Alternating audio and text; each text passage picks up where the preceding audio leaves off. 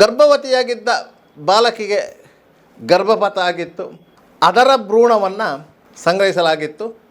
ಅದನ್ನು ಮತ್ತು ಕೇಶವನ blood ಸ್ಯಾಂಪಲನ್ನು DNA ಟೆಸ್ಟಿಗೆ ಕಳಿಸಲಾಗಿತ್ತು. ಆ ವರದಿಯಲ್ಲಿ ಅದು ಟ್ಯಾಲಿ ಆಗಿತ್ತು. ಯಾಕಂತ ಹೇಳಿದರೆ ಆ ಬಾಲಕಿಯು ಹೊತ್ತುಕೊಂಡಿದ್ದಂಥ ಗರ್ಭವು ಕೇಶವನ ಪ್ರಸಾದ ಎನ್ನುವುದು ಪ್ರೂವ್ ಆಗಿತ್ತು. ಕೇಶವನನ್ನು ಈ ಪ್ರಕರಣದಿಂದ ಬಚಾವು ಮಾಡಲು ಯತ್ನಿಸಿದ್ದು ರಾಷ್ಟ್ರೀಯ ಹಿಂದೂ ಜಾಗರಣ ವೇದಿಕೆಯ ಸ್ಥಾಪಕ ಅಧ್ಯಕ್ಷ ಮಹೇಶ್ ಶೆಟ್ಟಿ ತಿಮರೋಡಿ ಮತ್ತವರ ಪಟಾಲ. ಶ್ರೀ ಕ್ಷೇತ್ರ ಧರ್ಮಸ್ಥಳ ಶಿಕ್ಷಣ ಸಂಸ್ಥೆಗಳಲ್ಲಿ ಒಂದಾದಂತಹ ಉಜಿರೆಯ ಶ್ರೀ ಮಂಜುನಾಥೇಶ್ವರ ಪ್ರೌಢಶಾಲೆಯ ವಿದ್ಯಾರ್ಥಿನಿಯ ಮೇಲೆ ಸತತವಾಗಿ ಅತ್ಯಾಚಾರ ನಡೆಸಿ ಆಕೆಯ ಗರ್ಭಕ್ಕೆ ಕಾರಣರಾಗಿದ್ದಂತಹ ಅಪರಾಧಿಗೆ ಮಂಗಳೂರಿನ ಪೋಸ್ಕೋ ನ್ಯಾಯಾಲಯ ಕಠಿಣ ಶಿಕ್ಷೆ ವಿಧಿಸಿದೆ.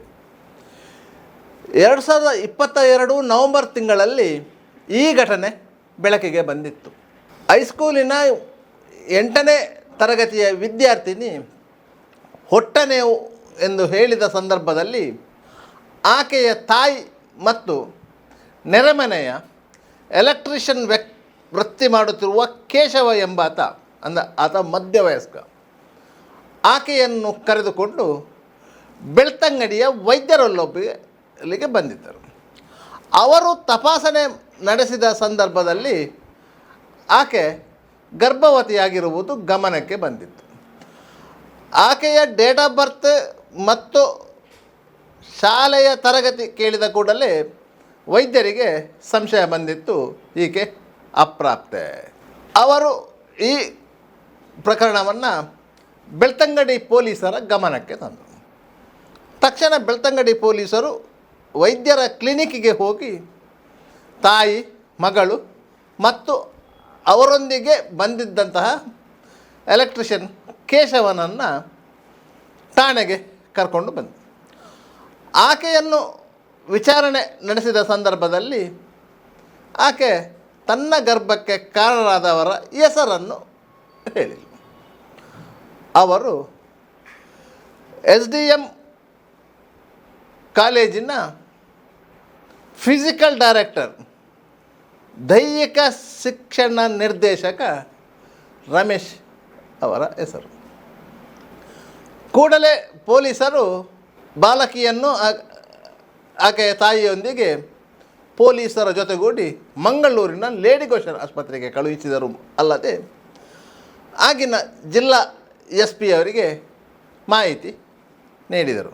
ಯಾಕಂತ ಹೇಳಿದರೆ ಅಪ್ರಾಪ್ತ ವಯಸ್ಸಿನ ಹೆಣ್ಣುಮಗಳ ಮೇಲೆ ನಡೆದಂತಹ ಲೈಂಗಿಕ ದೌರ್ಜನ್ಯ ಪ್ರಕರಣ ಅತ್ಯಂತ ಕಠಿಣ ಶಿಕ್ಷೆಗಳಲ್ಲೂ ಒಳಗೊಂಡಂತಹ ಪ್ರಕರಣ. ಆದ್ದರಿಂದ ಹಿರಿಯ ಅಧಿಕಾರಿಗಳ ಸೂಕ್ತ ಮಾರ್ಗದರ್ಶನ ಆ ಪ್ರಕರಣಕ್ಕೆ ಅಗತ್ಯ ಇದೆ ಎನ್ನುವ ಕಾರಣಕ್ಕಾಗಿ ಸ್ಥಳೀಯ ಪೊಲೀಸರು ತಕ್ಷಣ ಕಾರ್ಯಪ್ರವೃತ್ತರಾಗಿ SDM ಶಿಕ್ಷಣ ಸಂಸ್ಥೆಯ ಫಿಸಿಕಲ್ ಡೈರೆಕ್ಟರ್ ರಮೇಶ್ ಅವರನ್ನು ದೂರವಾಣಿ ಮೂಲಕ ಸಂಪರ್ಕಿಸಿದರು. ಅವರು ದೂರವಾಣಿಗೆ ಪ್ರತಿಕ್ರಿಯಿಸಿದರು. ನೀವು ಠಾಣೆಗೊಮ್ಮೆ ಬರಬೇಕು ಅಂತ ಹೇಳಿದರು. ಹಾಗೆ ಪೊಲೀಸರು ಯಾವುದೋ ಕಾರಣಕ್ಕಾಗಿ ಠಾಣೆಗೆ ಬರ ಹೇಳಿದ್ದಾರೆ ಅಂತ ಹೇಳಿ ಅವರು ತನ್ನ ಸ್ಕೂಟರ್ನಲ್ಲಿ ಪೊಲೀಸ್ ಠಾಣೆಗೆ ಬಂದರು. ಪೊಲೀಸ್ ಠಾಣೆಗೆ ಬಂದ ಸಂದರ್ಭದಲ್ಲಿ ಪೊಲೀಸರು ಈ ಹೈಸ್ಕೂಲು ವಿದ್ಯಾರ್ಥಿನಿಯ ವಿಚಾರವನ್ನು ಅವರ ಎದುರು ಪ್ರಸ್ತಾಪಿಸಿದರು. ಆಗ ಅವರು ಹೇಳಿದರು, ನನಗೆ ಆ ವಿಚಾರ ಗೊತ್ತಿಲ್ಲ, ನಾನು ಯಾವುದೇ ಹೆಣ್ಮಕ್ಕಳ ಹತ್ರ ನಮ್ಮ ಕ್ರೀಡೆಗೆ ಸಂಬಂಧಪಟ್ಟಂತಹ ಕಠಿಣ ಕ್ರಮಗಳನ್ನು ಕೈಗೊಳ್ಳುತ್ತೇವೆ ಹೊರತು ಯಾರಾದ್ರಿಗೂ ನಾವು ದೈಹಿಕವಾಗಿ ಯಾವುದೇ ಹಿಂಸೆ ನೀಡುವಂಥ ಕ್ರಮ ಇಲ್ಲ. ಅದೂ ಅಲ್ಲದೆ ನಾನು ಕಾಲೇಜಿನ ದೈಹಿಕ ನಿರ್ದೇಶಕ, ಹೈಸ್ಕೂಲ್ ವಿದ್ಯಾರ್ಥಿನಿಗೂ ನಮಗೂ ಸಂಪರ್ಕ ಇರೋದಿಲ್ಲ. ಆದರೆ ಕಾಲೇಜಿಗೂ ಹೈಸ್ಕೂಲಿಗೂ ಒಂದೇ ಗ್ರೌಂಡ್ ಇರೋದು. ಆದ್ದರಿಂದ ನಾವು ನಮ್ಮ ವಿದ್ಯಾರ್ಥಿಗಳಿಗೆ ದೈಹಿಕ ಶಿಕ್ಷಣ ಹೇಳಿಕೊಡುತ್ತಿರುವಂಥ ಸಂದರ್ಭದಲ್ಲಿ ಮತ್ತೊಂದು ಕಡೆಯಲ್ಲಿ ಹೈಸ್ಕೂಲ್ ವಿದ್ಯಾರ್ಥಿನಿಯರು ಅವರ ಕ್ರೀಡಾ ಚಟುವಟಿಕೆಗಳು ನಡೆಸ್ತಾ ಇರ್ತಾರೆ. ಅಷ್ಟು ಬಿಟ್ಟರೆ ನಮಗೆ ಅವರೊಂದಿಗೆ ಸಂಬಂಧ ಇಲ್ಲ ಅಂತ ಹೇಳಿ ಮತ್ತಷ್ಟು ವಿಚಾರಣೆ ನಡೆಸುವಂಥ ಸಂದರ್ಭದಲ್ಲಿ SDM ಶಿಕ್ಷಣ ಸಂಸ್ಥೆಯ ದೈಹಿಕ ನಿರ್ದೇಶಕರನ್ನು ಪೊಲೀಸರು ಅತ್ಯಾಚಾರ ಪ್ರಕರಣಕ್ಕೆ ಸಂಬಂಧಿಸಿದಂತೆ ಬಂಧಿಸಿದ್ದಾರೆ ಎಂದು ವಾಟ್ಸಪ್ ಗ್ರೂಪ್ಗಳಲ್ಲಿ ಶೇರ್ ಆಗಲಿಕ್ಕೆ ಆರಂಭವಾಯಿತು. ಅದನ್ನು ಕ್ರಿಯೇಟ್ ಮಾಡಿದವರು ಸೌಜನ್ಯ ಅಂತಕ ಸಂತೋಷ್ ರಾವ್ ಪರ ಹೋರಾಟಗಾರರಾಗಿದ್ದ ಮಹೇಶ್ ಶೆಟ್ಟಿ ತಿಮರೋಡಿ ಮತ್ತು ಅವರ ಬೆಂಬಲಿಗರು. ಕೂಡಲೇ ವಿಚಾರಣೆ ಮಾಡಿದಾಗ ವಿಷಯದ ಗಂಭೀರತೆ ಅರ್ಥ ಆಗಿತ್ತು. ಏನೋ ಒಂದು ಎಡವಟ್ಟಾಗಿದೆ ಎನ್ನುವುದು ಮನದಟ್ಟಾಗಿತ್ತು. ಆ ವಿದ್ಯಾರ್ಥಿನಿಯನ್ನು ಮಂಗಳೂರಿನ ಲೇಡಿಗೋಶನ್ ಆಸ್ಪತ್ರೆಯಲ್ಲಿ ವೈದ್ಯರು ಪರೀಕ್ಷೆ ನಡೆಸಿದಾಗ ಸುಮಾರು 5 ತಿಂಗಳ ಗರ್ಭಿಣಿ ಆಗಿದ್ದಳು. ಮತ್ತು ಅವರು ಕೌನ್ಸಿಲಿಂಗ್ ಮಾಡಿದ ಸಂದರ್ಭದಲ್ಲಿ ಆಕೆ ಒಂದೊಂದು ರೀತಿಯಲ್ಲಿ ಹೇಳಿಕೆಗಳನ್ನು ನೀಡ್ತಾಯಿದ್ರು. ಜಿಲ್ಲಾ SP ಅವರೇ ಸ್ವತಃ ಲೇಡಿಗೋಶನ್ ಆಸ್ಪತ್ರೆಗೆ ಬಂದರು. CODPಯ ಕೌನ್ಸಿಲಿಂಗ್ ಸಿಬ್ಬಂದಿಗಳು ಬಂದರು, ಆಕೆಯನ್ನು ಕೌನ್ಸಿಲಿಂಗ್ಗೆ ಒಳಪಡಿಸಿದರು. ಆ ಸಂದರ್ಭದಲ್ಲಿ ಆಕೆ ಬಾಯಿ ಬಿಟ್ಟ ಹೆಸರು ಕೇಶವ ಎಂಬಾತನಂತ. ಈ ಕೇಶವ ಈ ಬಾಲಕಿಯ ಮನೆಯ ಹತ್ತಿರದವ,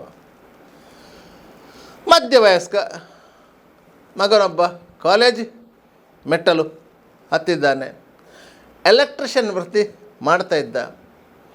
ಇವರ ಮನೆಗೆ ಆಗಾಗ ಬಂದು ಹೋಗುತ್ತಿದ್ದ ಬಾಲಕಿಯ ತಾಯಿಯೊಂದಿಗೆ ಅನ್ಯೋನ್ಯವಾದ ಸಂಬಂಧವನ್ನು ಹೊಂದಿದ್ದಂಥ ವ್ಯಕ್ತಿ. ಆತನೇ ಆಕೆಯನ್ನು ಬೆಳ್ತಂಗಡಿಯ ವೈದ್ಯರ ಬಳಿಗೆ ಕರ್ಕೊಂಡು ಬಂದದ್ದು ಮತ್ತು ಯಾರಾದರೂ ಕೇಳಿದರೆ ರಮೇಶ್ ಮಾಸ್ಟರ್ ಹೆಸರು ಹೇಳಬೇಕು ಅಂತ ಹೇಳಿಕೊಟ್ಟದ್ದು. ಈ ವಿಚಾರವನ್ನು ಈ ಬಾಲಕಿ SP ಅವರ ಮುಂದೆ ಕೌನ್ಸಿಲಿಂಗ್ ಮಾಡಿದಂತಹ CODP ಸಂಸ್ಥೆಯ ಅಧಿಕಾರಿಗಳ ಮುಂದೆ ಬಾಯಿಬಿಟ್ಲು. ಆ ವೇಳೆಗಾಗಲೇ ಈಕೆಯ ಪ್ರಾಥಮಿಕ ಹೇಳಿಕೆಯನ್ನು ಪೊಲೀಸರು ದಾಖಲಿಸಿಕೊಂಡಿದ್ದರು. ಪೋಸ್ಕೋ ಪ್ರಕರಣದ ಸಂತ್ರಸ್ತೆಯಾದಂಥ ಬಾಲಕಿಯ ಹೇಳಿಕೆಯನ್ನು ಕೆಳ ಹಂತದ ಅಧಿಕಾರಿಗಳು ದಾಖಲಿಸಿಕೊಳ್ಳುವಂತಿಲ್ಲ. ಸಬ್ ಇನ್ಸ್ಪೆಕ್ಟರ್ ಮತ್ತು ಅದರ ಮೇಲಿನ ಹಂತದ ಅಧಿಕಾರಿಗಳು ದಾಖಲಿಸಿಕೊಳ್ಳಬೇಕು. ದಕ್ಷಿಣ ಕನ್ನಡ ಜಿಲ್ಲೆಯಲ್ಲಿ ಮಹಿಳಾ ಸಬ್ ಇನ್ಸ್ಪೆಕ್ಟರ್ನ ಕೊರತೆ ಇತ್ತು. ಪ್ರೊಬೇಷನರಿ ಅವಧಿ ಮುಗಿಸಿ ವಿಟ್ಲ ಠಾಣೆಗೆ ಸಬ್ ಇನ್ಸ್ಪೆಕ್ಟರ್ ಆಗಿ ಬಂದಿದ್ದಂತಹ ಹೆಣ್ಮಗಳನ್ನು ಈ ಸಂಬಂಧ ತುರ್ತಾಗಿ ಮಂಗಳೂರಿಗೆ ಕರೆಸಲಾಯಿತು. ಅವರು ಬಂದು ಆಕೆ ಹೇಳಿಕೆಯನ್ನು ಪಡ್ಕೊಂಡ್ರು. ಆ ಹೇಳಿಕೆಯಲ್ಲಿ ಆಕೆ ರಮೇಶ್ ಮಾಸ್ಟರ್ ಅವರ ಹೆಸರನ್ನು ಹೇಳಿದ್ದಳು. ಅದನ್ನು ಅವರು ಅದೇ ರೀತಿ ನಮೂದಿಸಿಕೊಂಡಿದ್ದರು. ತಕ್ಷಣ ಆ ಹೇಳಿಕೆಯನ್ನು ಅದೇ ಸಬ್ ಇನ್ಸ್ಪೆಕ್ಟರ್ ಮಂಗಳೂರಿನಿಂದ ಧರ್ಮಸ್ಥಳ ಪೊಲೀಸ್ ಸ್ಟೇಷನ್ಗೆ ಹೋಗಿ ಅಲ್ಲಿನ ಠಾಣಾಧಿಕಾರಿಯವರಿಗೆ ನೀಡಿದ್ದರು. ಯಾಕಂದರೆ ಘಟನೆ ಎಲ್ಲ ನಡೆದದ್ದು ಧರ್ಮಸ್ಥಳ ಪೊಲೀಸ್ ಸ್ಟೇಷನ್ ವ್ಯಾಪ್ತಿಯಲ್ಲಿ, ಅಂದರೆ ದಂಡೋಲೆ ಎನ್ನುವಂಥ ಪ್ರದೇಶದಲ್ಲಿ. ಅದು ನೇತ್ರಾವತಿ ಸ್ನಾನಘಟ್ಟದ ಪಕ್ಕದಲ್ಲಿ ಇದೆ. ಆದ್ದರಿಂದ ಬೆಳ್ತಂಗಡಿ ಸರ್ಕಲ್ ವ್ಯಾಪ್ತಿಗೆ ಬರುವಂತಹ ಧರ್ಮಸ್ಥಳ ಪೊಲೀಸ್ ಸ್ಟೇಷನ್ಗೆ ಈ ಹೇಳಿಕೆ ಹೋಗಿ ತಲುಪುವಂಥ ಸಂದರ್ಭದಲ್ಲಿ ಲೇಡಿಗೋಶನ್ನಲ್ಲಿ ಕೌನ್ಸಿಲಿಂಗ್ಗೆ ಒಳಪಟ್ಟಂತಹ ಬಾಲಕಿ ರಮೇಶ ಹೇಳಿಕೊಟ್ಟ ಹಾಗೆ ನಾನು ಮಾಡಲಿಲ್ಲ, ನಮಗೆ ಮತ್ತು ದೈಹಿಕ ಶಿಕ್ಷಕರ ಯಾವುದೇ ಸಂಪರ್ಕ ಇಲ್ಲ, ಆದರೆ ಕೇಶವ ನನ್ನ ಹತ್ರ ರಮೇಶನ ಹೆಸರು ಹೇಳಿದ್ದಾನೆ, ಆದರೆ ರಮೇಶ ಯಾರು ಎನ್ನುವುದು ನನಗೆ ಗೊತ್ತಿಲ್ಲ, ಕೇಶವ ಹೇಳಿದ್ದಕ್ಕೆ ನಾನು ಹೇಳಿದ್ದೇನೆ, ಆದರೆ ಈ ನನ್ನ ಪರಿಸ್ಥಿತಿಗೆ ಕಾರಣ ಕೇಶವ ಅಂತ ಹೇಳಿಬಿಡಿ. ತಕ್ಷಣ SP ಯವರು ಧರ್ಮಸ್ಥಳ ಪೊಲೀಸ್ ಠಾಣೆಯನ್ನು ಸಂಪರ್ಕಿಸಿ ಈಗಾಗಲೇ ಕೊಟ್ಟಿರುವಂಥ ಹೇಳಿಕೆಯನ್ನು ದಾಖಲಿಸಿಕೊಳ್ಳುವುದು ಬೇಡ, ನಾವು ಬೇರೊಂದು ಹೇಳಿಕೆಯನ್ನು ಅವಳಿಂದ ಪಡ್ಕೊಳ್ತಾ ಇದ್ದೇವೆ, ಆದ್ದರಿಂದ ಅದನ್ನು ಹಾಗೆ ಪೆಂಡಿಂಗ್ ಇಡಿ ಅಂತ ಹೇಳಿದರು. ಹಾಗೆ ಈಕೆಯ ಮತ್ತೊಂದು ಹೇಳಿಕೆಯನ್ನು ಸವಿಸ್ತಾರವಾಗಿ ದಾಖಲಿಸಲಾಯಿತು. ದಾಖಲಿಸಿ ಅದನ್ನು ಧರ್ಮಸ್ಥಳ ಪೊಲೀಸ್ ಸ್ಟೇಷನ್ಗೆ ಮುಟ್ಟಿಸುವ ಮಧ್ಯದಲ್ಲಿ ಬೆಳ್ತಂಗಡಿ ಇನ್ಸ್ಪೆಕ್ಟರ್ ಆಗಿದ್ದ ನಾಗೇಶ್ ಕದ್ರಿ ಅವರು ನೇರವಾಗಿ ಹೋಗಿ ಕೇಶವನನ್ನು ಅವನ ಮನೆಯಿಂದ ಎತ್ತಿಕೊಂಡು ಬಂದರು. ಆತನನ್ನು ಪೊಲೀಸ್ ಭಾಷೆಯಲ್ಲಿ ವಿಚಾರಣೆ ನಡೆಸಿದಾಗ ಆತ ಎಲ್ಲ ವಿಚಾರ ಬಾಯ್ಬಿಟ್ಟ. ಆಕೆಯೊಂದಿಗೆ ಯಾವ್ಯಾವ ಸಂದರ್ಭದಲ್ಲಿ ದೈಹಿಕ ಸಂಪರ್ಕ ಬೆಳೆಸಿದ್ದೇನೆ, ಏನೆಲ್ಲ ಆಮಿಷನ ಕೊಟ್ಟಿದ್ದೇನೆ, ಆಕೆಗೊಂದು ಮೊಬೈಲ್ ಗಿಫ್ಟ್ ಕೊಟ್ಟಿದ್ದೇನೆ, ಇದನ್ನೆಲ್ಲ ವಿಚಾರವನ್ನು ಹೇಳಿದರು.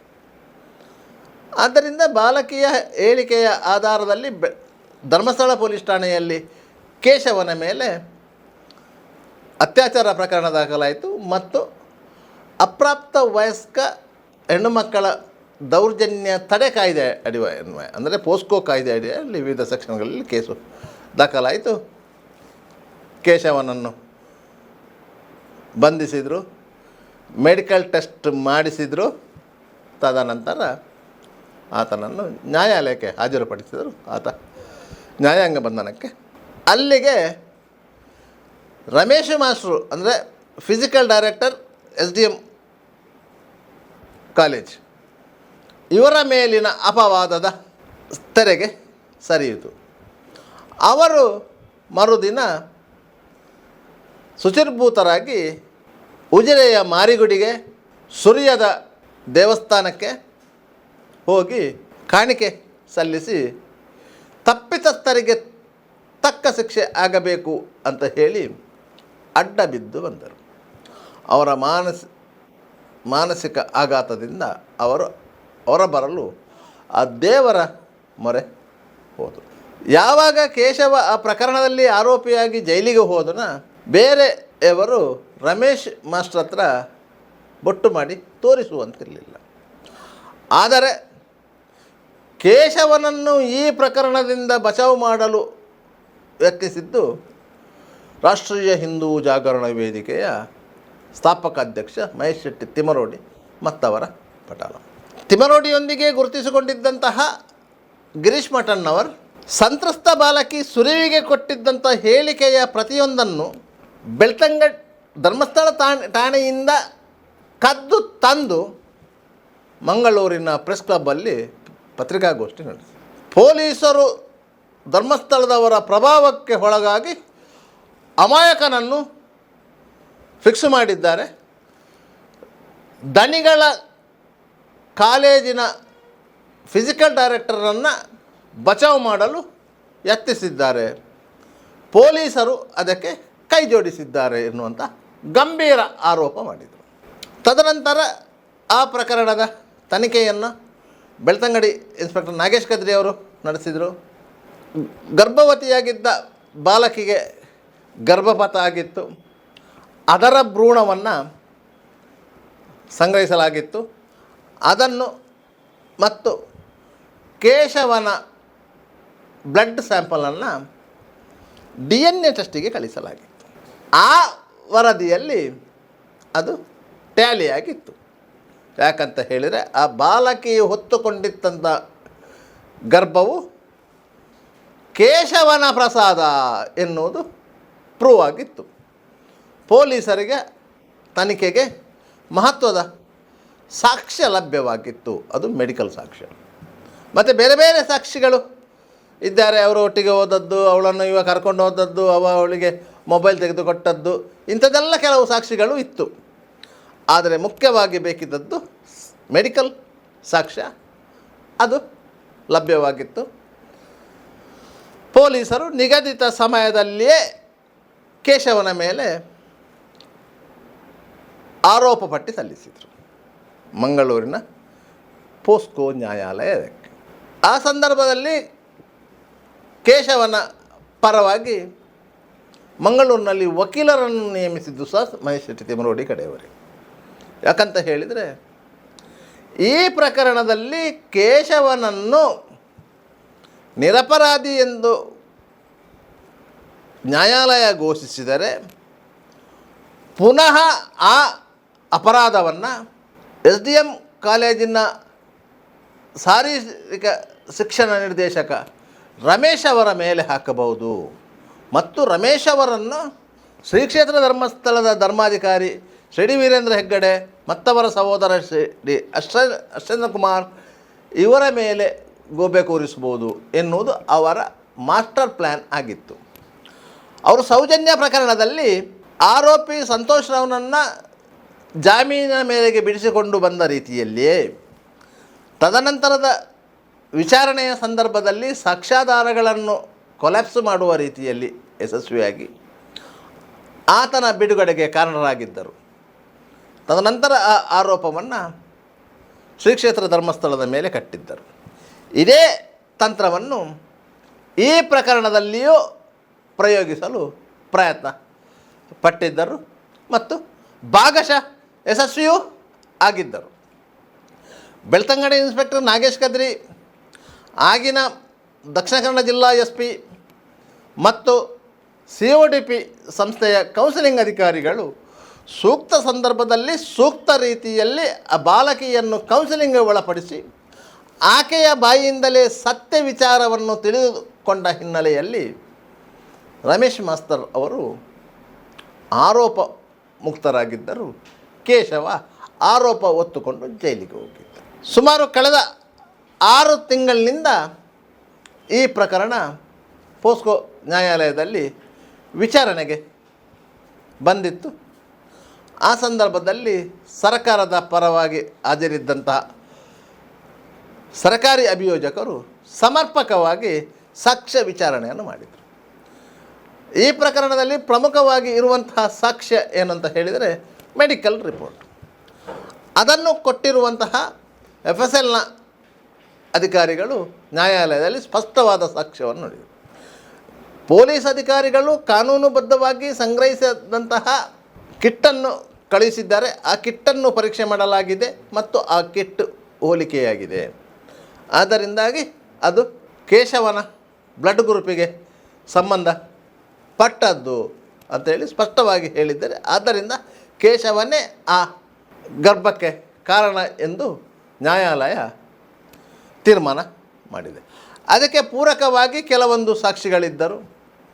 ಅದಂದರೆ ಬಾಲಕಿಗೆ ಕೇಶವ ಮೊಬೈಲ್ ತೆಗೆದುಕೊಟ್ಟಿದ್ದ ಮತ್ತು ಕೇಶವ ಆಗಿಂದಾಗೆ ಆಕೆಯೊಂದಿಗೆ ಮೊಬೈಲಲ್ಲಿ ಮಾತನಾಡುತ್ತಿದ್ದ.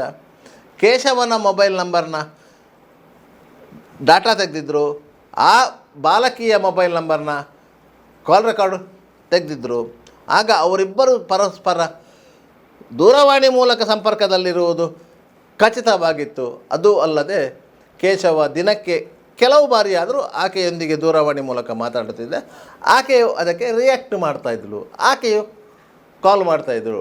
ಆದ್ದರಿಂದ ಅವರ ಮಧ್ಯೆ ಅತ್ಯಂತ ನಿಕಟವಾದ ಸಂಬಂಧ ಇದೆ ಅಂತ ಹೇಳಿ ದಾಖಲೆಗಳಲ್ಲಿ ಸಾಬೀತಾಗಿತ್ತು.